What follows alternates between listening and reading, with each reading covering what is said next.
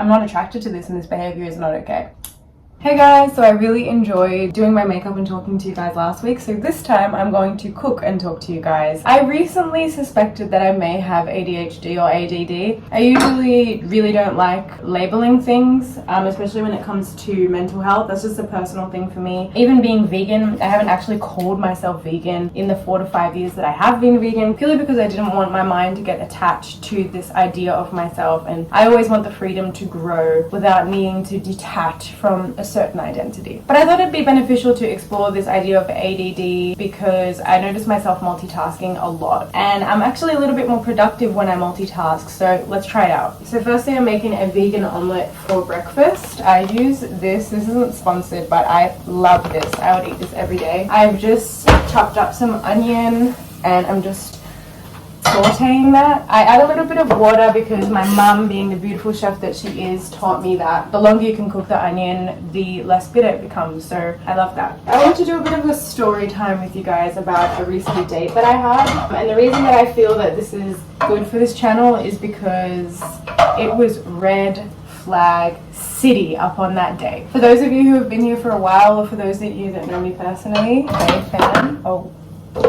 so I'm just sauteing the onions. As the water dries up, I just add a little bit more and really let it kind of release that bitterness, especially white onion. It can be super bitter. I'm also going to add in some little bits of wilted kale that I had in the fridge, so I'm just going to wash that. So this date really supports my theory that the first red flag is the only red flag you need. And I kind of debate with my friend Sarah about this on our new podcast, which I will link below when it's out. The first time I was meant to meet up with this guy, he bailed on me half an hour before. Red flag. I gave the guy another chance. He did the same thing, but this time he didn't even tell me that he wasn't showing up. He just didn't show up. Thankfully, because I have my head screwed onto my shoulders, is that saying? I'm not entirely sure. I didn't even go to the place we were meant to meet because I just hadn't heard from him all day, and I kind of just knew that he wasn't going to turn up. I've also just added the kale. I want that to soften a little bit before I add my tomato. I've also just boiled some potatoes, which I'm going to saute up on the side. So after that second time, I was done, but somehow I gave him a third chance. Repeating patterns, inconsistent love, you know how it is. Third time's a charm. He did it again. I turned up to his street because he told me to meet him there. There was like a drone show in Melbourne, and I walked to the drone show alone because I said, I'm here. He said, coming down, and he never came down. I have to say, I really enjoyed that time with myself. It was like a blessing in disguise. I'm really grateful for the things I've learned along my journey to be able to just kind of throw my hands up and be like, what an idiot. I'm going to enjoy this show on my own. I'm just going to add some tomato to the mix as well. Just going to chop that up. About half. As I was walking back from the drone show, he was walking towards me with flowers in his hand. Now I outgrew the whole flowers thing as an apology when I was 16. That just doesn't work on me. Buying flowers for me, just cause or as a gift, beautiful. But if you've messed up, don't expect me to just let it go because you bought me some flowers. I'm going to try to speed this up. So I just walked past him. I didn't even give him the time of day. I didn't feel like he respected my time, so I wasn't about to stop my night to receive flowers and a half-assed apology. I should mention that in the times that he messed up, his excuses were ridiculous. And look, I'm not going to accuse him of lying, but you'll understand why I think he was lying as the story goes on. Even if he wasn't lying, I think that's really unnecessary information for a first date, and he justified that by saying that was his way of showing me respect. So keeping me on the phone for an hour to explain a really long-winded reason as to why he was late or why he didn't turn up was out of respect. I'm now just going to season my vegetables with a little bit of salt. Just got kale, onion, and tomato in there, some pepper, garlic granules, and some paprika. And then I'm just kind of mixing that all together to make it pretty. I'll show you guys.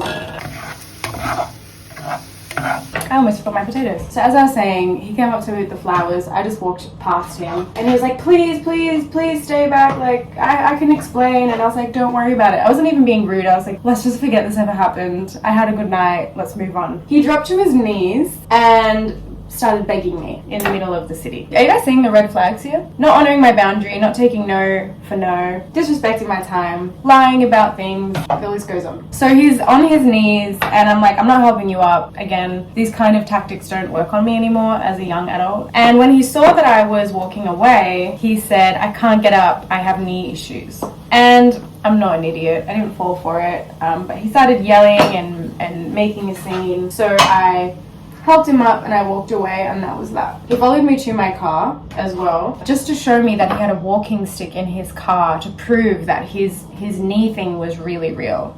Somehow I gave him another chance and we finally went on a proper date. So once we're on the proper date, I called him out on the knee thing and I was like, well, you can actually get up. I've seen you get up so many times. I saw him do so many things that were beyond having healthy knees. His first reaction to that was, oh, no, some days it's good, some days it's bad. I just stared at him dead in the eyes and was like, do you think I'm an idiot? Then he kind of realized that he wasn't going to fool me. He admitted to the lie by laughing his head off and saying, ha ha ha ha, it was a joke. To which I started laughing too at the ridiculousness of what was happening. And when I say laughing, he was like, ha ha ha ha, like it was the funniest thing he'd ever experienced. Meanwhile, I'm like, you just lied to me and you went to such great lengths to stick to this lie. And now you find it hilarious because you've been caught out. And this is something I want to talk about. Like, people out there, if someone you're on a date with just makes a joke about every toxic thing that they do, yeah, it's funny because it's ridiculous that they even tried that on you, but it's also like you can get caught in that intention of them trying to get you to forget that. It's not okay. Then I said, so whose walking stick was that you showed me? That's when he just dropped to his knees. He thought that was the funniest thing ever, and he went on to tell me that that was his friend's walking stick. At this point, I'm not even laughing. I was laughing along originally to make things less awkward, but he was like hysterically laughing, and that is a massive red flag. Instead of saying, I'm so sorry I lied to you, that's not something that will happen again, he went on to tell me that this was how he jokes. I just want to say, like, I love a good prank. I love laughing. It's a big part of my personality. But there's a difference between a prank and a straight up lie. The way you can differentiate the two is, one, you say with the intention of telling them pretty soon after that it was a joke. The other is you do it to get the other person to do what you want them to do and have no intention of ever admitting to what you really did. And that's definitely closer to what he did. Wow. That tastes really good. I'm just going to add some chili flakes. And I just ended up mixing the potato in with it all. It's pretty normal with Turkish omelets to have potato in it. So without going into the whole day, red flag upon red flag, one big one is he didn't honor boundaries and kind of gaslit me into thinking that it was my fault for not communicating my boundaries correctly, when no kind of speaks for itself. I shouldn't have to say anything more than no. He was kind of coming on to me and trying to kiss me and rub me and whatever. I found him attractive. But when I said no, he would keep going. And I'd be like, no, for real, no. And I'd push him off and he still wouldn't get off me. To which he said, oh, you mean like no.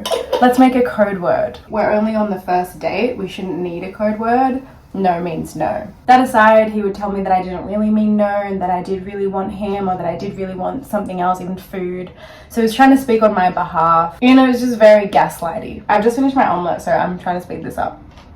To cut a very long story short, yesterday I called him and I said, hey, I've reflected on a lot of things. I did have a lot of fun, you made me laugh, but there were a few things that I wasn't okay with and that I'll never be okay with. And I brought those things up, and his immediate reaction was, I never did that, I never said that. And as soon as I said, no, you did say that, then he would be like, oh yeah, now I remember, but I didn't say it like that. See, when you say it like that, that's a big red flag. Not taking any responsibility for anything that you say. Initially denying them, making the other person feel insane, gaslighting, and then backtracking when they're actually pretty strong in their boundaries and they know what you said. One thing he did was point out a personality trait of mine and say that he didn't like it. He said, I don't like that personality trait. In the moment, I was like, that's so not constructive. Like, why would you say that? Do you have a solution, or do you want to help me with that personality trait, or you just want to point out that you don't like it? And he was just like, I'm joking, and he laughed and he brushed it off. And when I brought that up on the phone, he was like, I never said that. I never said I didn't like it. And I was like, you definitely said that. I remember it clear as day. He denied it for about a minute, and then he's like, oh, well, okay, yeah, I did say it, but I didn't say it like that.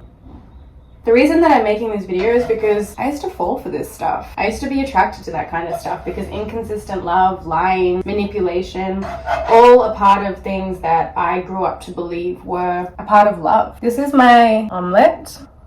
I'm gonna serve it with a side of Turkish olives because your gal is Turkish, born and raised. And then I'm gonna do something kind of random, and that's put this on the side. I just love pickles and anything kind of tangy. I think that has to do with my pitta dosha. Please look after yourselves out there in the dating world. I may make a more structured video for this. Let me know if you want that, but just use my dating story as a base of what's not okay. Oh, and just to finish this off, once I ended things after one date. Once I brought up his behavior, he hung up on my face. He yelled at me for accusing him of things that he didn't do. Then after he hung up on my face, he called me back.